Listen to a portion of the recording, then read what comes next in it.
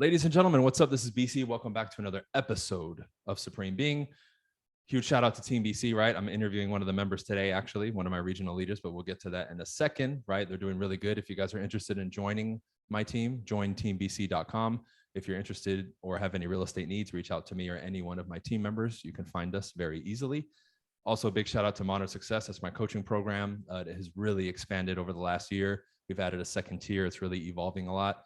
I recommend everybody who really listens to my stuff and wants to evolve and get better that they jump on Modern Success. So you can find that on all my social media profiles, or you can go to briancasella.com. Okay, so let's begin. Paula, regional leader for Florida and the Southeast region of the United States. You've been with Team BC now since its inception about 15 months ago. So for the people who live under a rock who might not know you, please give us a short introduction and then we'll get into this episode. Absolutely. So like you said, my name is Paula. I am from Lakeland, Florida. I have been in real estate since August of 2018. So this is kind of a second career for me. And it's been going great, especially since I've connected with Brian. So you had a previous career that was pretty long before you got into real estate, right? Yep. I was working as a school teacher for 17 years, and I did it all. I got my bachelor's degree, got my master's degree. I was full on into it. I worked for the district office. I was, kind of working my way up through the system there. And in 2019, I decided that I didn't want to be micromanaged, and I didn't want to have anybody telling me what I can't do. And I wanted to, do my own thing. And so I did. Did you find yourself slowly turning into a Karen? Was that what it was? No, I was never a Karen. I don't know, Brian. It's like one of those things, like, I think ever since I was a little kid, I knew I never wanted to have a desk job. Like, there was just certain things in my life that I knew I would not be able to do. And I always loved the idea of owning and having my own business. I come from a family of entrepreneurs, my father, brother. So I think I just wanted to kind of follow my path of what I've always wanted to do. And teaching, believe it or not, really wasn't what I always wanted to do. I just kind of fell into it. So it's interesting. You said you didn't want to do that, yet you lasted 17 years as a teacher. What kept that going? The paycheck. I was scared to not have that paycheck in my hand. That was the scariest thing of going into real estate. Like, I thought, a couple of things: the paycheck, the health benefits, the retirement system, all of that stuff. It's easy. Like, what to expect. That it's going to be there. You can count on it. It's reliable, right? In real estate, you have to count on yourself, which if I had trusted that back then, I would have done this a lot sooner. But it's not that you can't have those same things. You just have to do it a little bit differently. And I didn't understand how that process would look for me. And now I do. And so I'm so glad I made the change. So what were maybe the events or things that, tipped that first domino that really caused you to say, okay, I'm going for it now, versus before where you wanted to and you hesitated? Was there anything specific? Yeah, there was a specific event. I don't know. Maybe I'm going to sound like a crybaby if I tell this story, so I'm not sure if I should. Go for it. But, so basically what happened was my daughter was starting high school, right? She was starting 9th grade. And every year as a teacher, I've always gone to my kids' orientation. And that's one of the perks that you get of being a teacher. You don't ever have to worry about not being able to attend those special events for your kids, because your administration always understands that you're a teacher, right? Right. And until I had this new administrator, and I told her that, hey, I have to go. My daughter's got her orientation. And I didn't have anything that would keep me from being able to go, like any other job responsibilities. Otherwise, I wouldn't have even asked. But she simply told me no, that I couldn't go. And I was like, what? And she's like, yeah. She's like, this is a mandatory. Like, you have to be here this week. So long story short, the next day, I came in and I gave her my 2 weeks notice, and I was shy like one day of the 2 weeks notice, because what would have been 2 weeks was the day of my daughter's orientation. And I said, hey, listen, I said, I'm really sorry. I said, I have to give you 2 weeks notice, but it's a little shy because I am going to my daughter's orientation that I told you about. So unfortunately I can't stay any longer, but here's my 2 weeks. And that was it. So did you immediately get everything rolling into real estate right after that? Or did you already start the process before the orientation and all that? Yeah. So I was already in real estate and I had closed my third deal, like pretty much during that time. Cool. So I real estate part-time for a year. I was like a deer in headlights, kind of like a kindergartner starting the first day of school. Yeah. I had no idea what was going on, what I was doing. I was spending way too much time learning all kinds of stuff that I shouldn't have been spending time doing. I had nobody guiding me. I was just learning, on watching videos and doing whatever. And I was like, I just didn't know what the heck I was doing. But what I did know on that day when I gave my 2 weeks notice is I was going to figure it out real fast. And I was determined, and I have that determination in me to not fail. Like if I put my mind to it and say, I'm going to do it, like I'm going to do it. And so I did. That's awesome. And that's such a key ingredient. And I think a lot of people never get to the point of activating that, because that I think is a deciding factor if somebody's going to succeed or not. More important and more so than talent, natural talent, who right? Connections. I think that is the key, because then regardless of any obstacle, you're going to figure it out. Right. Absolutely. So, give the 2 weeks notice. Up to that point, you had closed 3 deals. Now you're faced with, okay, I have no paycheck. What was that first maybe 3 to 6 months like when you made that transition?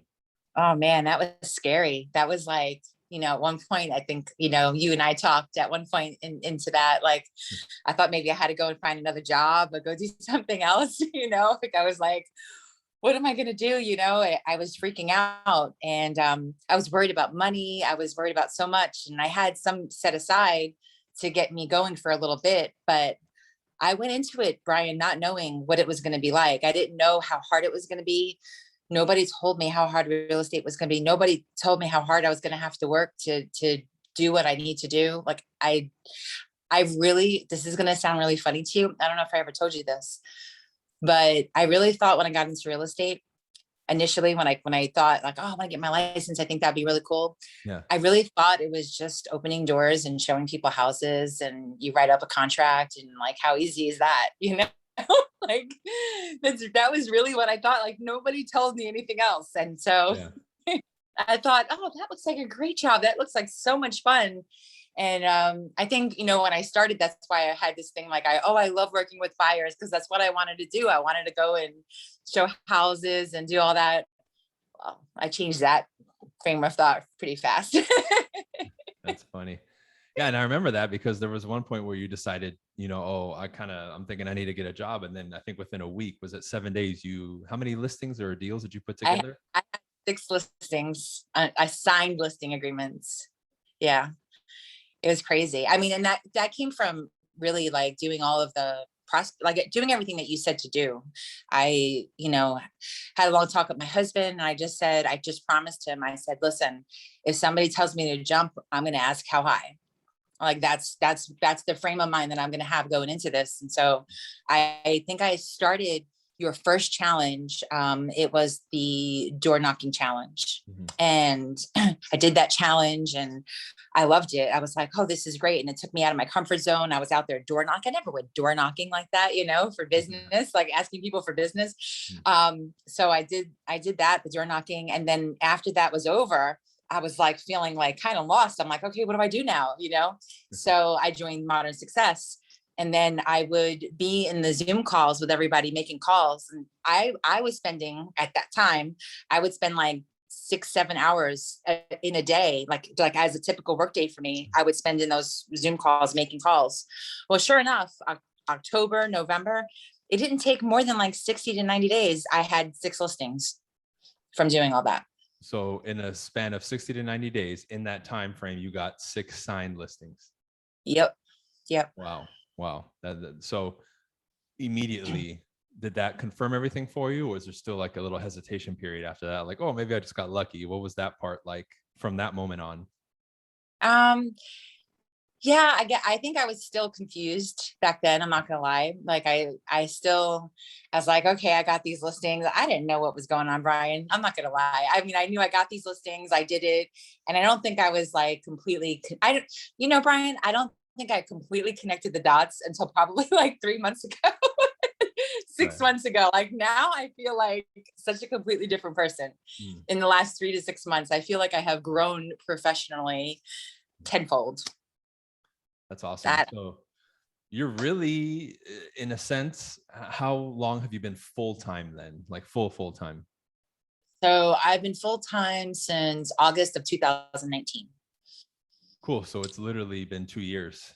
Yeah. It's been 2 years. And Yep. what was your goal for this year in regards to transactions? So my goal for this year was 50 transactions. That's what's on my vision board. And I'm halfway there. So I'm not quite there yet, but I'm halfway there. Cool. I know the office was a little hiccup for you, but as many deals as you put together, I think you'll hit the 50 by the end of the year for sure. I've got I have actually another 6 listings coming. So I already, and that's without doing any additional like I have that set. So yeah, I do think it's possible. Very possible. You will. I remember one time, I think it was this past summer, I had like 9 or 10 pending transactions at one time.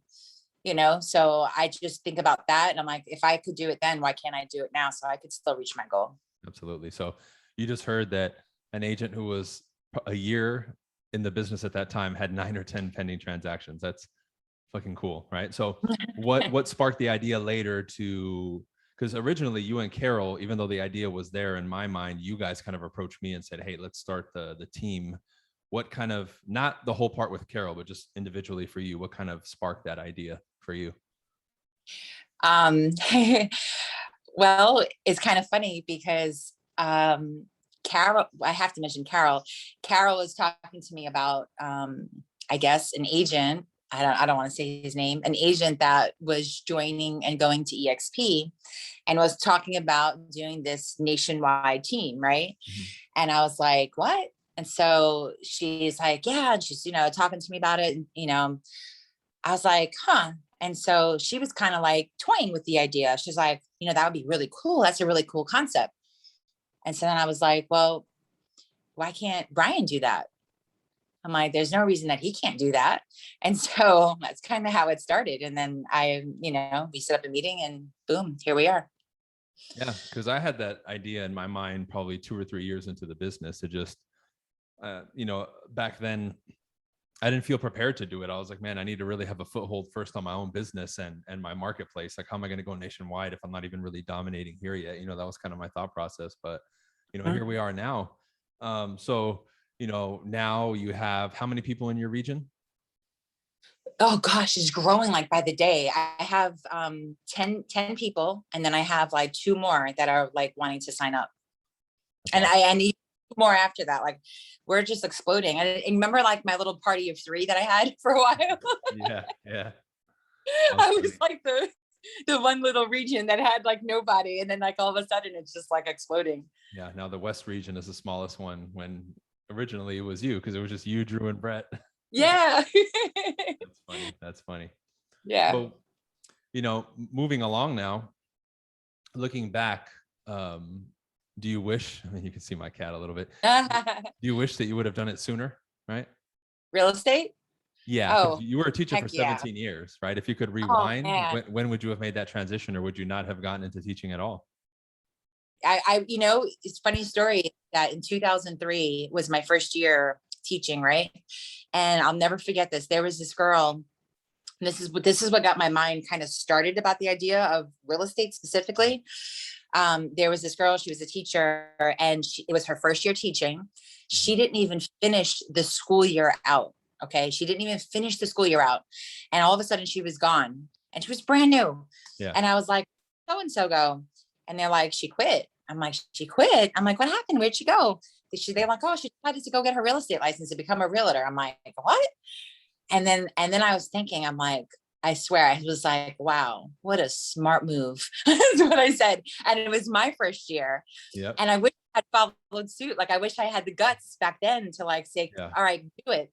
But I didn't. I was scared, I'm not gonna lie. I was scared.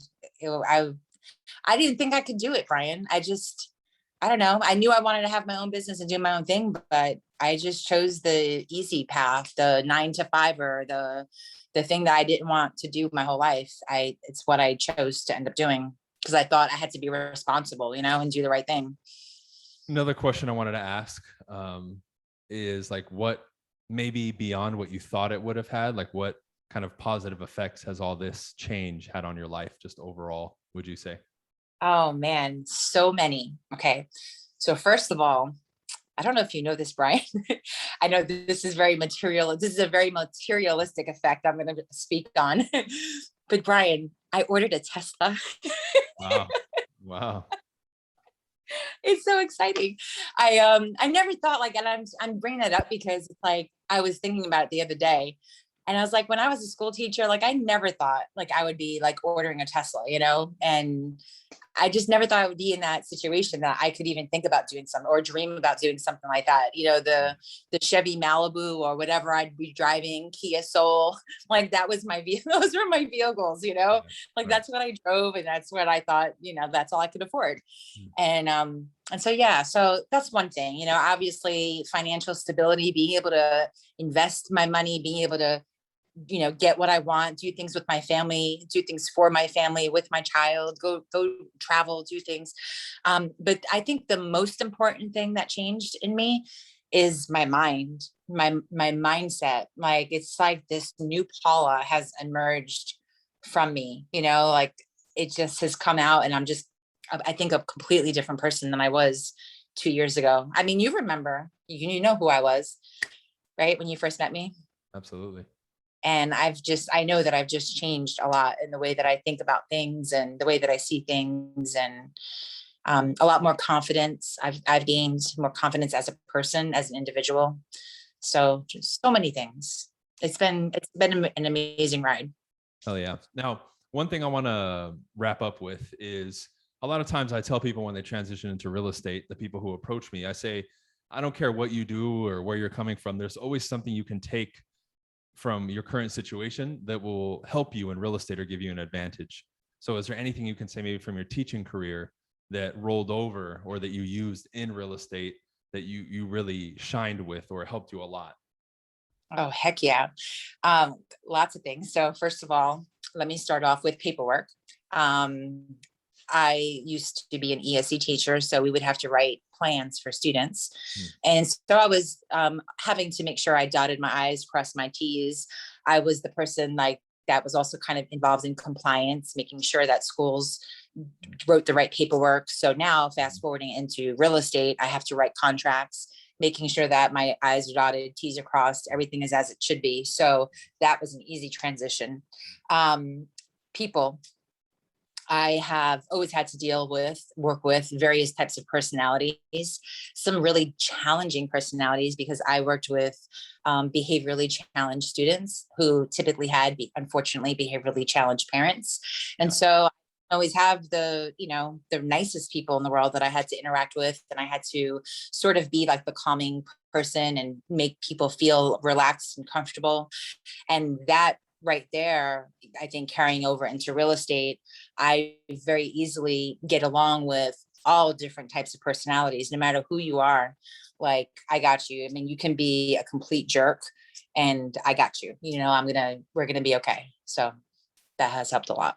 That's awesome. So thanks for jumping on, Paula. I really appreciate it. I'm sure we can come back and do a part two. All the teachers are going to say, we want to hear Paula more. So anything you want to plug? Oh yeah, I know you can plug our lunch and learns for the people who are listening if they live in Florida. Yeah, absolutely. So we have our lunch and learn in St. Pete in September 30th from 12 to 2. Seats are limited. Please register using the link in my Instagram bio. If you go to my Instagram account, you can find me at Paula Aponte _Florida Realtor. And there's a link in my bio, and that's how you could register. There's also another lunch and learn in Lakeland, Florida, and that's on October 1st from 12 to 2. And Brian is going to be speaking about how to become a master negotiator. And I will also be talking about Team BC opportunities for anybody that has been interested or thinking about wanting to make the switch and join a team where you actually get lots of help and support and guidance. I will be talking about that and how you can sign up. Yep. And then join teambc.com if you are in the Southeast region, because then you would be talking to Paula here, the ex-teacher turned fantastic Lakeland certified realtor. That's me, the one and only. Hi, Paula. Yeah. Appreciate you coming on. I'll see you guys in Lakeland in about a week, a little bit more.